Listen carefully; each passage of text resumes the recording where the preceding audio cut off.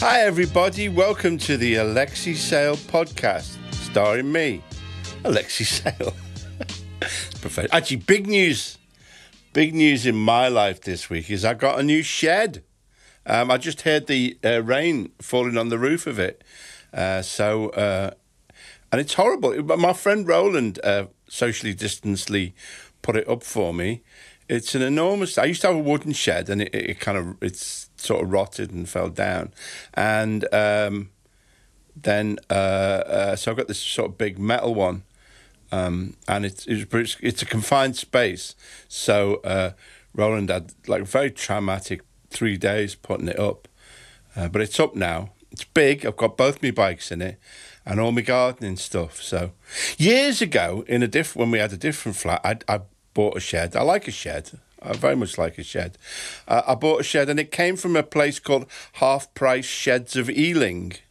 But I thought, how do they know they're half price, the sheds? But then I learned that there's, this is when we were in the EC, there's a European Commission that sets the European shed standard price. So it's published every day, the European shed standard in euros and also in pounds. And then the sheds at half price sheds of Ealing are exactly half that price. So that's something else that we've lost out by leaving the EC. We you know, it's freaking chaos out there now.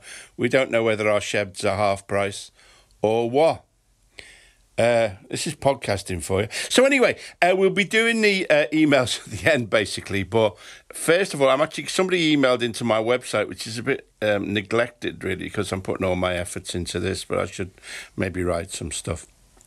But somebody asked me a question on my website, and they were asking me about the opening song of Series 2 of Alexei Sayle's stuff. Now, Series 2 of stuff, we did a different opening song for each of the series. The Series 2 starts with this idea that I'm actually a cartoon character, a Disney cartoon character.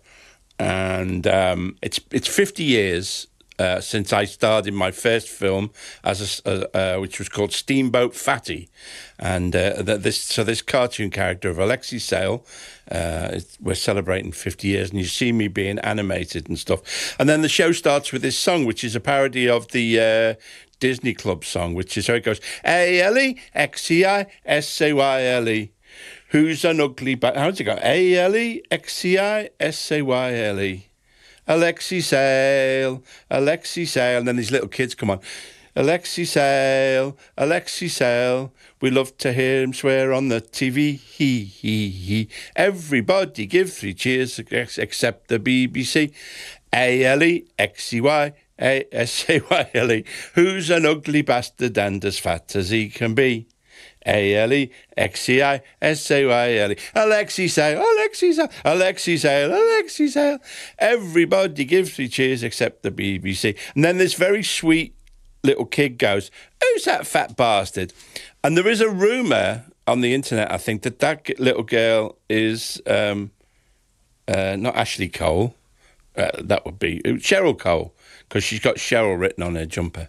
But I don't think it is Cheryl Cole, whatever she's called now. Do you know what she's called now, Talal? Cheryl, she was called like Cheryl Mussolini. Cheryl Tweedy? What's her old name? Was it? And she was called like something Italian. Cheryl Mussolini. Antipelli vasculitis. Cheryl Ann Tweedy.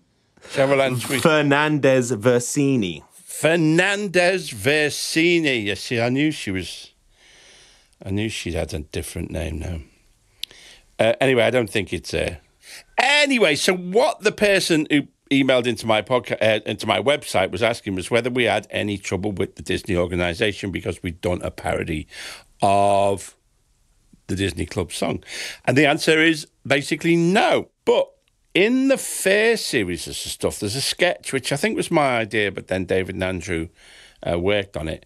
We did this sketch called, what's it called? Snow White and the Seven Samurai, which ends with, I think, Snow White getting her head chopped off by a samurai, which you probably couldn't do these days. Anywho, after the show was transmitted, the Disney organisation issued a writ. So me and David Nandrew and Marcus Mortimer, the producer-director, we went to see the BBC barrister, who was, I think it was BBC, I think she was a barrister, a woman. And I was expecting it to be all legalese, you know, on the one hand this and on the other hand that, you know, ipso facto demis rusos, under the meaning of the act and all that. But she had a look at the written and she said, fuck Disney, we're the BBC. I thought, yeah, fucking brilliant. Wow. And she said, we're the fucking BBC, man. Fuck Disney. They do this all the time. We're not going to, we're not going to respond to their threats, you know. And it went away. So I thought, well, that was amazing. That was a real example of the old BBC. I think probably now it's a much more kind of cowardly organisation. You wouldn't get that kind of bravado anymore. But maybe that's why the Disney organisation didn't object when we did that song. We didn't hear a dicky bird out of it. Of course, Alexei Sayle wasn't always the sophisticated character we know today. 50 years ago, he was just a twinkle in the eye of his creator, the late Walt Disney. From the block of ice, where he's now frozen in a state of cryogenic submersion, Uncle Walt sent this message. Happy birthday, Lex. It certainly doesn't seem 50 years since we made history together when you starred in the first talking cartoon back in 1939.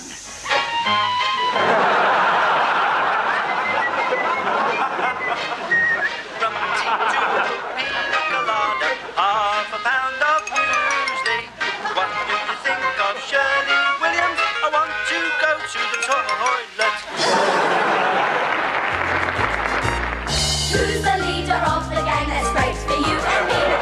A-L-E-X-E-I-S-A-Y-L-E. Who's an ugly bastard and that's great for me and me?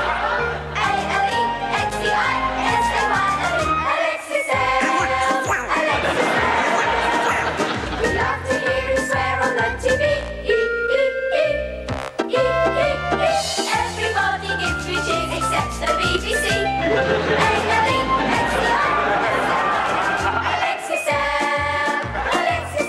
Who is that fat bastard?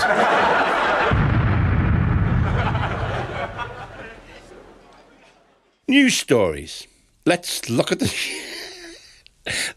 the news, shall we? Now, the news story that's caught my eye this week is the supposedly leaked report from some public relations specialists to the Labour Party, saying that if they wanted to win back voters, they should basically wrap themselves in the Union Jack, be much more upbeat about militarism, and generally be indistinguishable from the Tory party, really. And you can already see that Keir Starmer, the twat, has taken this on board, and you can see that he's, in all his pronouncements, he has a Union Jack behind him. And I think, it's a very apposite strategy for Keir Starmer. I think it's because, like him, it's bogus. It's fake. It's never going to work. It's kind of out Ed Milibanding Ed Miliband, really. It's nonsense. It's fake, really. I mean, you can get that from the Tories. Why would you want that from the Labour Party? Nevertheless, I think that the news is out there now. The fact is out there now that in 2017, if Corbyn, and it was a damn close run thing, if Corbyn had been elected Prime Minister in 2017, I think most people now know that I would have been in his cabinet.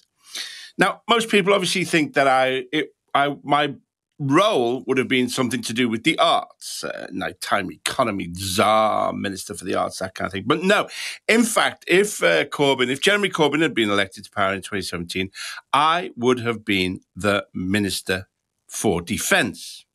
You're like, what? But yeah, think about it. Now, I'm one of the few people on the left, few of the people in Jeremy's circle who knows anything about militarism. In fact, I am an obsessive fan. I watch documentaries about, World War II in colour, World War II with Muppets. I watch all those documentaries. The reason for that, I think, is that when I was a kid, my mum wouldn't allow me any toy guns. So All the other kids in the street were playing with toy plastic cap guns.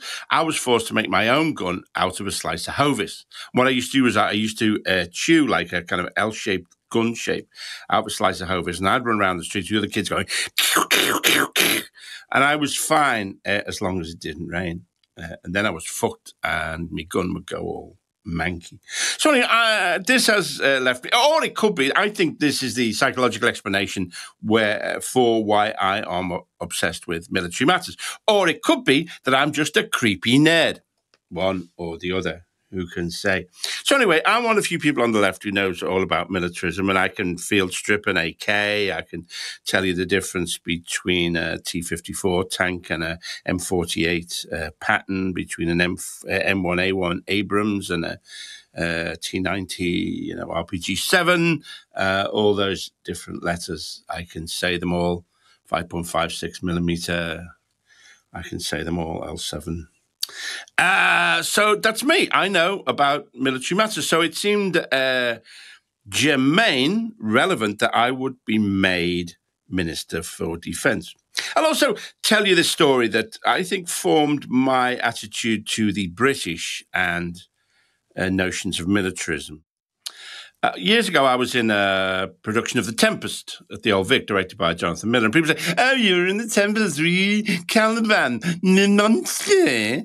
I say, no, I was Trinculo, a drunken servant.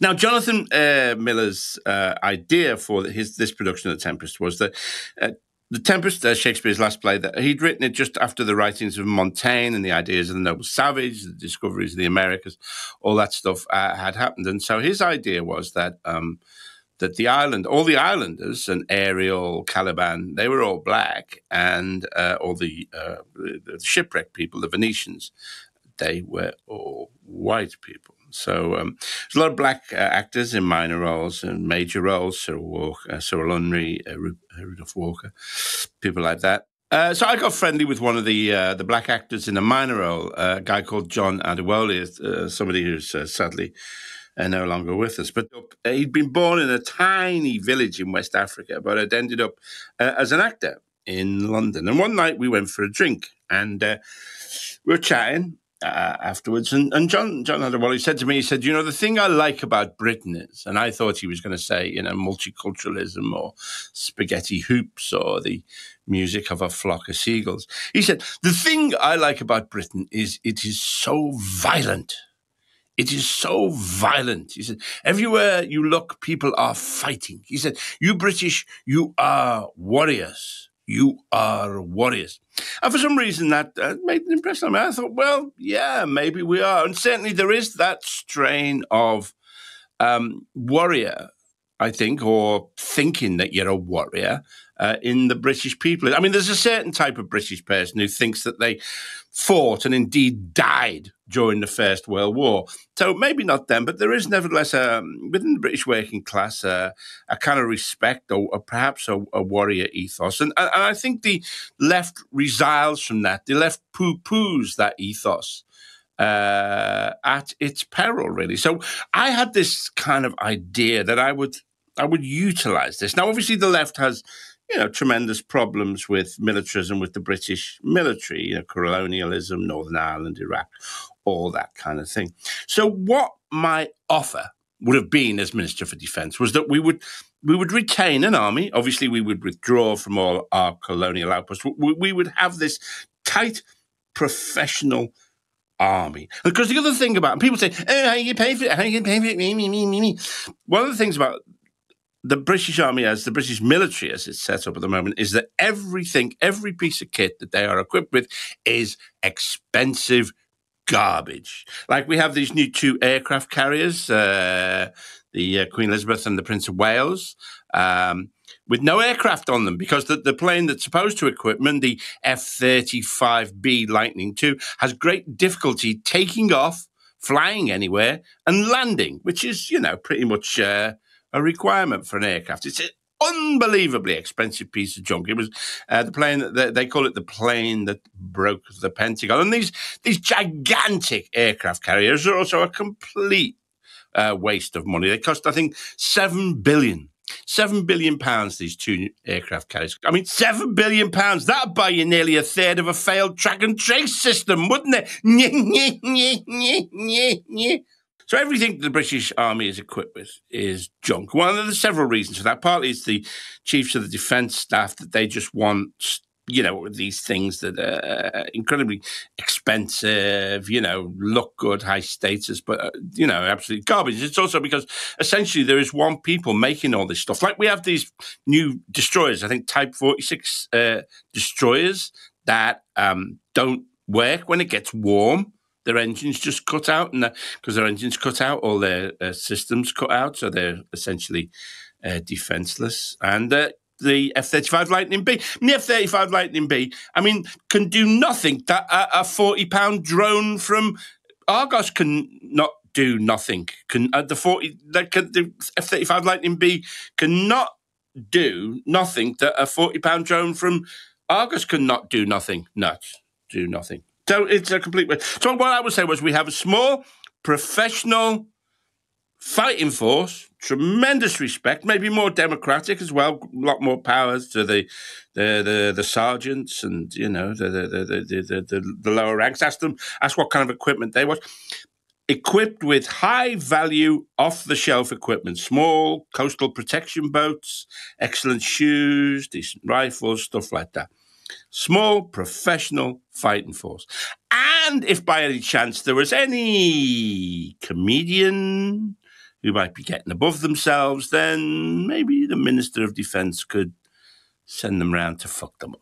I don't know. That's just an extra thing. But that would have been my proposal anyway as Minister for Defence. Sadly, it failed to come about. Alexei Sayle, we love to hear you swear on the TV. Everybody gives you cheers except the BBC. Alexei Sayle. Who is that fat bastard? Do you want some emails, Alexei? Yeah, no, I was going to say, because we were talking about, I'd sent, people should apply to be my friend, and we'd had a few emails, hadn't we, that you told me about. There was one guy who said he was very good at soothing the egos of kind of big-headed individuals, really, and that qualified him to be my friend, which I think is... Yeah, that is a good qualification. Okay, so Stephen Lewis, who's from northern Spain, so he has a Spanish duck which you can speak Spanish to, claro. And is good at managing and massaging the inflated egos of celebrity. So Stephen sent a application to be your friend after your call. And there was another guy, and the other guy was called K1, I believe, and he's a robot. Friendship application, K1, Iranian British anarchist. Yeah, we get it. Okay, so I mean, there's several problems with this. Obviously, at the moment, we wouldn't be allowed to meet.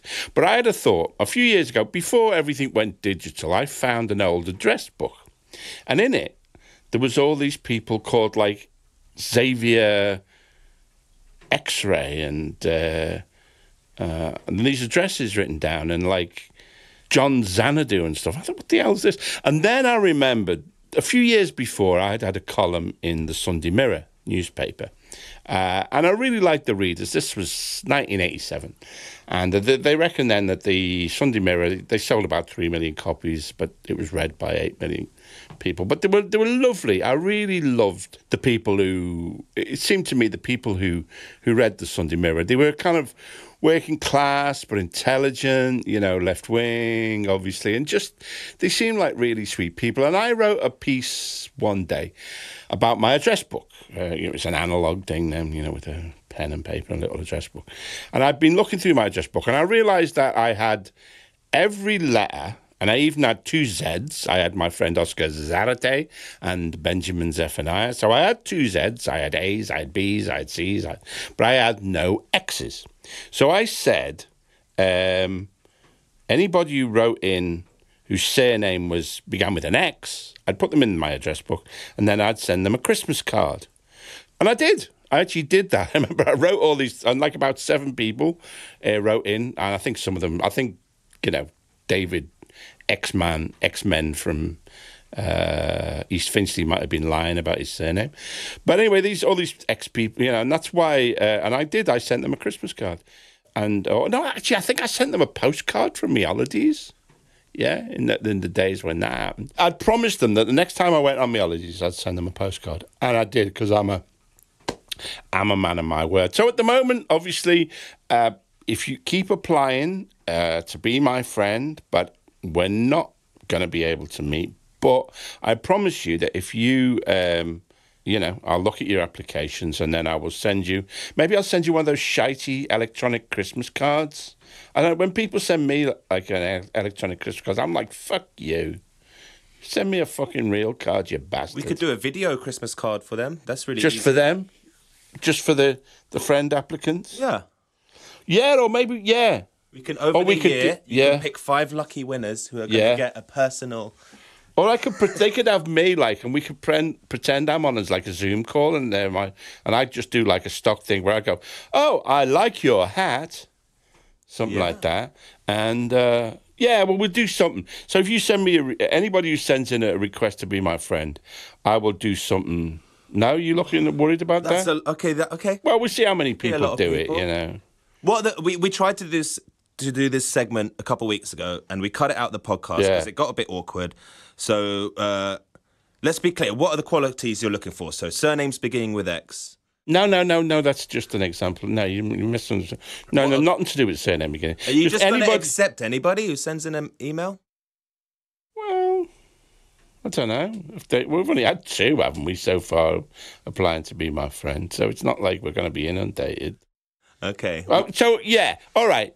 Well, we'll see. If this gets out of hand, then I've ruined 2 of your bits. I don't want to do that. Yeah, thank you, Talal. Please finish I agree with anything you say, Sir Alexei. All right, so this is what's going to happen. This is what I think will happen. So somebody sends in a request to be my friend. Then I will do something electronic for them where it appears that I am their friend. Like send them a Christmas card, or I'll do one end of a Zoom conversation that they can then use, where I do like generic things, like I said, like, how is your dog, cat, daughter, son, grandpa, father? Or I'll send them a Christmas... we got 10 months to figure that out. Christmas card or something, yeah. Put friendship application in the subject header, and that way I can keep an eye on all of them. All right, let's do the emails now. Okay, good luck, everyone. Yeah, send those applications in. If your name begins with X as well, that's like a double. Yeah, you're automatically in. Yeah, automatically in. Okay, great. Okay, so we've been... The only reason I panicked there is because we get a lot of emails, Alexei. That's all. So, now if everyone's going to send friendship applications to... They're more than welcome to, and I can't wait to read all of them. Okay, Christine, in a YouTube comment, actually, go to our YouTube page, Alexei Sayle, to watch all of our bike rides there and to hear the podcast there as well. She really wants to know what your views are on the Navalny affair in Russia. Yeah, thank you. Several things, really. First of all, Alexei Navalny is very much in the news at the moment. And firstly, as an entertainer, you train yourself to see references to yourself very quickly, to scan newspapers or websites to see your name. And so I'm looking through all these websites, and I see Alexei, and I think, oh, I'm in the Independent, or I'm in the Economist, or I'm in Svenska Dagblatt. And then I realised it's, I've seen Alexei, it's Alexei fucking Navalny. It's not me. So, I'm suffering in this. Alexei Navalny thinks he's suffering, being poisoned and locked up. I'm the one who's really suffering. It's an interesting question, isn't it, Navalny? And thank you for asking me. First of all, I hold no brief for Putin. I think he's a thug. I think the people around him are thieves, that they have looted Russia, and they're anti-democratic. They often, I think, verge on the fascistic. So I hold no brief for Putin. But, there's a kind of an aspect of the British media where the situation in Russia is complex. I think that the West has a great deal of blame. I think that we encouraged the oligarchs in the first place. We looked the other way, or we encouraged them to loot the assets of the Soviet Union rather than, making any efforts to restrain them. NATO's belligerent moves towards the East, I think, are genuinely disconcerting for a country like Russia that has been constantly threatened from that direction. And the City of London is very much the place where the oligarchs launder their ill-gotten gains. So we have a part to play in the debacle that is modern Russia. There are also, opponents of Putin from further left. There are opponents of Putin from the right. All these complexities are ignored, and what the Western political establishment and the media always do is they settle on one figurehead. Usually somebody who is photogenic, and also somebody whose views align exactly with the interests of the West. And actually, Navalny, in many ways, is not as in the West as in the past had, I think, much more nationalistic inclinations. But now he's somebody that the West views as, acceptable, and so they dub him the leader of the opposition, and they focus all their attention on him. They, I think, exaggerate probably the effect that he's having and stuff. And then after a while, he kind of, he either gets somewhere or he goes away, and then the Western media loses interest. And I'm not saying clearly Navalny should be free to campaign. His supporters should be free to demonstrate and not be beaten up. But I have this kind of photogenic leader syndrome of the West I find deeply suspicious, and sometimes it's even more malevolent. I don't know if you remember the fuss around Guaido in Venezuela, I think in 2019. Clearly, he was being groomed, and this is even in the liberal media, like the Guardian. Guaido, the leader of the opposition, they say really, I don't think anybody in Venezuela really knew who he was, but he was being groomed by the West to take charge after there was a coup there. The coup failed, and so now you don't hear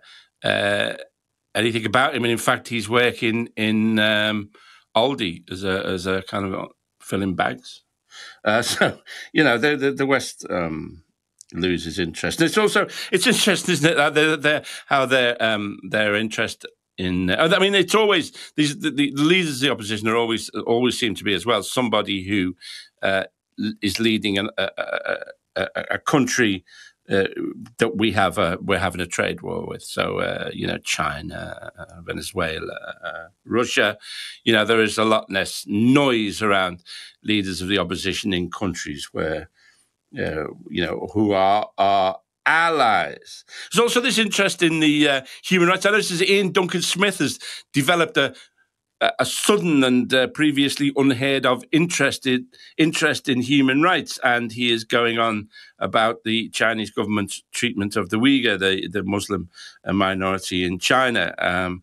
Fucking Ian Duncan Smith has never given a shit about anybody in the past, but suddenly, because we're having a fucking trade war with China, he's all upset about the Uyghurs. Again, I hold no brief for the Chinese government. They are a brutish collection of bastards themselves, but I am deeply suspicious of Ian Duncan Smith's sudden discovery of issues of human rights. There's also something slightly odd in Navalny's case. I have no doubt that Putin also murders his opponents abroad or at home. Litvinenko back in Russia, and Politkovskaya. He has no difficulty in eradicating his opponents. Quite what's going on with Novichok. Now, Novichok is supposed to be the deadliest nerve agent on the planet. The only person that Novichok has ever managed to kill is one woman in Salisbury, which sort of doesn't really make it seem that deadly, does it, really?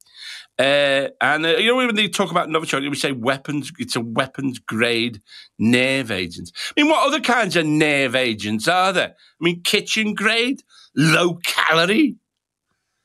So the story of the Novichok being planted in Navalny's underpants. I just think I don't know about that one.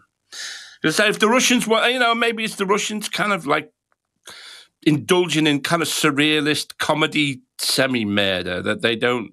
If they want to, if Putin wants you dead, you are dead. So these kind of botched attempts against the Skripals and Navalny, I find odd.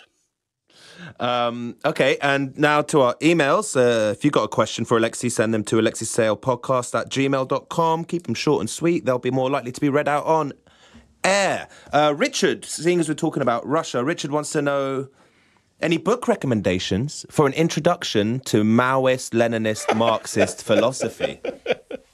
Book recommendations. Well, there's the sacred texts. The Communist Manifesto is probably the most accessible of the sacred texts of Marxism, written by Karl Marx and Frederick Engels. I'd start with that, really. All right, start there, Richard. Let us know how you get on. Dave, he's a gardener in Scarborough. He wants to know how much prep goes into making these podcasts. What's your process? He wants any advice because he's going to start podcasting himself. How much prep? Very little. For me, this is the podcast is a particular thing, really. That when I do my sandwich bar show, for instance, it is very, very tightly scripted, and everything has been worked out in front of an audience. Nearly everything has been worked out in front of an audience beforehand. It's tight, full of I make sure my material is very dense, and I make sure that everything has been boiled down to its essence. So it's got a fantastic hit rate. This, one of the reasons I'm doing this podcast is because I can't at the moment go out and trial material in comedy clubs or book readings, that I'm doing this instead. And so I deliberately, although I have some ideas in my head and I've got like a pad here with some notes on it, it's kind of deliberately rambling. It's very much against my instincts to do it this way, and I kind of force myself to do it because it's a way for me to do something different, something that's against my nature. And I always think, it's useful to challenge yourself, but it's also a way for ideas to kind of bubble to the surface, I think. I do also think, though, Dave, I have been in the entertainment business for 42 years now, so I have accrued a certain amount of experience. And so, even though it's rambling, I do know, I think, what works to a degree. If you're doing a podcast, I would go the other way, not follow my method, but I would make it, given that you're not, I guess you're not been in the entertainment business as long as I have, I would keep it tight, really. I would write it out. In your case, and I think most people, really, I would write it out, get your ideas, make sure that they're original, because, nobody needs to hear kind of banal ideas, that everybody has. Make sure that you've got something interesting to say, find a subject maybe, but I'd say in your case, keep it tight, really. And get yourself a great editor. And get yourself a great editor like Talal. All right, we've had so many emails about Bobby Chariot, Alexei.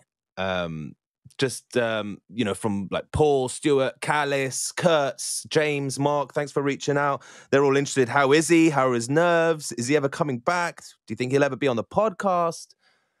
Anything to say about that, Alexei? Yeah, well, Bobby, to explain for you that don't know, Bobby, I'm not a great character comedian. That really the best of my work was kind of done as me, or a kind of version of me. But the best character I ever came up with was Bobby Chariot. And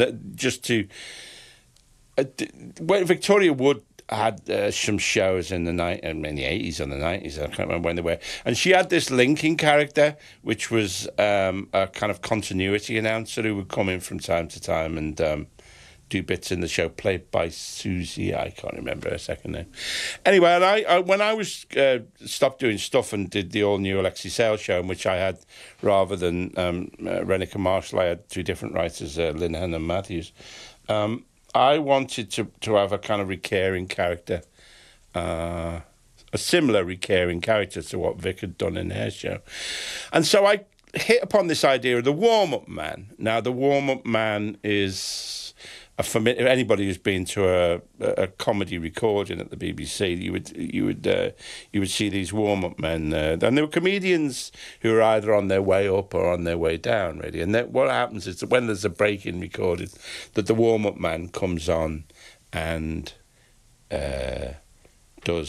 keeps the audience kind of laughing along while they move the sets around and stuff. And I'll tell you an interesting actually story about Bobby Chariot, that sometime in maybe the early 90s, I did a film I'd co-written called Itch, about a mysterious man who's stuck on a traffic island for a year. And it was one of the actors on the film was a child actor, and it was a young Johnny Lee Miller. And I made up this comedy character, and at the time he was called Monk Seaton's Own, just to keep Johnny Lee Miller amused. I think he was about 10 or something then. I started making up these stories about a kind of failed comedian who was called Bobby Chariot and lived at the time in Monk Seaton in County Durham for some reason. And that was the genesis, the idea. Anyway, when and I've never told anybody, just telling you people. So I actually invented Bobby Chariot for a young Johnny Lee Miller. And he has since gone on. He was in Trainspotting, obviously. And then he did, is it called Elemental, with, which is a long-running TV series in the US. And of course, Johnny Lee has rewarded me, like many people in my life, who I've helped out, has rewarded me by never giving me a fucking cameo performance in Elemental. Thanks a lot, Johnny Lee. I think he was married to Angelina Jolie for a bit, wasn't he? Briefly. Beats me. Or he went out with young Angelina Jolie. He didn't even send you a Christmas card? Fucking nothing. Fucking arsehole. Yeah. Anyway, so that's who that was the genesis of Bobby Chariot. Anyway, when we did the all-new Alexei Sayle show, I kind of wrote this character called Bobby Chariot, and he was a failed stand-up comedian. And the makeup people did a brilliant job of doing his wig, and then the wardrobe people also did a wonderful job on his suit, that purple suit. And the teeth that we had, Eve Wignall was the makeup woman, I remember. We had a special set of teeth made for him, which I still have, although I think your teeth change as you grow older. So I still have them somewhere, but I think if I put them in now, they wouldn't really fit. So anyway, yeah, Bobby Chariot. So we had this, we would have these kind of fake breakdowns in the recording of the show, and Bobby would come on. But Graham and Arthur, Linehan and Matthews wrote some of his best material. They wrote some brilliant lines for him. And I remember there's the record. I mean, I think it's on like YouTube, where he says, "Did he say what?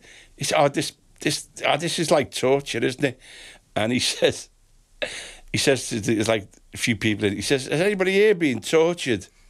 And one man puts his hand up and he says, "I remember it was an extra, and we had real difficulty getting him to get it right. But anyway, we said, man puts his hand up and he says, 'Yes, I have,' and then starts crying." And then Bobby says, "Oh, really? What was it like?" Yeah, I know, I love Bobby. I have thought over the years of bringing him back. Yeah, Bobby. No, I mean, I do love Bobby. I think it's probably too late to bring him back, really. But he was on pills for his nerves, sleeping in his Jag. I think when we did the merry-go-round, he'd had a kind of ironic. Students had taken him up, and he'd had a kind of he was having a second life as a kind of ironic sense. He might still be he might have got himself he might have had like therapy or something, or become a Buddhist and have his own radio show on BBC Radio Durham, something like that. Maybe things might not have turned out so bad for him. I don't know. How's Stan Boardman doing these days? But yeah, no, I did love Bobby. I think it's probably too late to bring him back, really. We'll search for him. Maybe he's in a Buddhist temple somewhere. Yeah.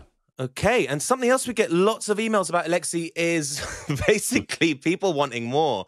Why isn't the podcast out more often? Why don't you do more YouTube videos? They want more, Alexei. And I do know that this week's podcast is out a little late, so maybe it's a good opportunity to address that. Yeah, well, I don't know. I don't know if I mentioned this, I think, in the first one, but, I'm 68 for a start. I'm 68. I'm an old man. I've had my vaccination, but I'm 68. And also my model for working was that I would write something. Many fine people would work on it. It would then be broadcast on a channel, which gave it authority, one of the 3 or 4 channels that there used to be, TV channels or radio channels. And then I got paid a shitload of money. So by contrast, podcasting, it seems to me, is very much I have no authority. I'm fighting against every other fucker on the internet. It's costing me money to do this, and I'm giving my shit away for nothing. So it's for me it's and I do it as well. It's funny. I look people. Less podcasts, but people that write stuff. I look at their websites. I got to fucking he hasn't put anything up for 3 days. What the fuck? And then I forget I'm not paying anything for this. The guy's not. The guy's doing it for free, and so why have I got any expectations? So what I'm saying is, this has to work for me as well, and it's I like it. It's very much a learning exercise, but there's elements of it that are very much against my nature. So and also I don't. I have my own radio show that gets 3-4 million listeners. Does that sound arrogant? Does that sound unacceptably arrogant, Talal? It sounds arrogant, but not unacceptably. Lovably arrogant. Yes. Yeah, it sounds lovely. Yeah, exactly. So, it's good for me to develop ideas. It's good for me to, talk about political issues, and I will boil this material down until, live work is able to come back. And I like the bike rides as well. I'm very keen on them. But this is not going to be. This stuff's going to come out when it comes out. It's not. It's not going to be like other people's podcasts. But I think so. You're saying, go on. You're saying lower your expectations. Yeah, and be happy with what you're getting. Fucking right. You hear that? Okay, and finally, Alexei, we've been getting lots of emails complimenting the music on the show, and a couple saying they don't like it, but they can fuck off. But lots of compliments for the music. So just a reminder, all the music on this show is made by Tarbouche Records. Yeah. If you look for Tarbouche Records on Instagram and YouTube, they have lots of great content out there. So go and look for them. If you like the music, go and find them. They do lots of cool stuff. And they do a bit of comedy content as well. Do they? Yeah. I like them. I like it personally. That's why I have it on the show. Good to know. And speaking of Tarbouche Records, cue the outro music.